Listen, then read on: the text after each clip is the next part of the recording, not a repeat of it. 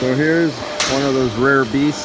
This still had R12 in it. This is a 1988 Toyota Land Cruiser, and it was still operating with R12 on it. I'm just performing the recovery. I made sure it was 100% pure R12 first, and it is. And I recovered it all the way down to 657 microns, and I've been waiting the last 5 minutes, and it has not been moving. So I definitely have all the refrigerant out of the system. And because they will, at this shop, they will be retrofitting it over and changing parts around.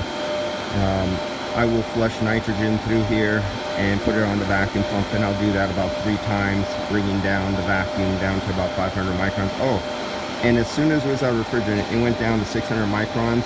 You can tell how dry the system is. 1988, I pulled right down to 657 and it's holding here. And that's even without a vacuum pump. That is just recovering through the 4-cylinder recovery NAVAC unit.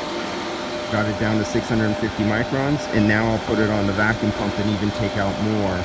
And I'll make sure I'll clean and flush the system, so to nearly get rid of all the trace elements of R12. So when they retrofit it over, there'll be no R12 trapped inside the oil that can contaminate their R134 when they retrofit it over to R1234, or no, to R134. And hopefully I'm going to let them know that there's an upgraded condenser for some of these old Toyotas. They can get, instead of this old serpentine, and as you see, the fin spacing on this in 1 inch is 12 fins per inch. It was never that great in the first place. So I'll tell them to get an upgraded parallel flow condenser with something like 20-21 fins an inch, at least 18 fins an inch.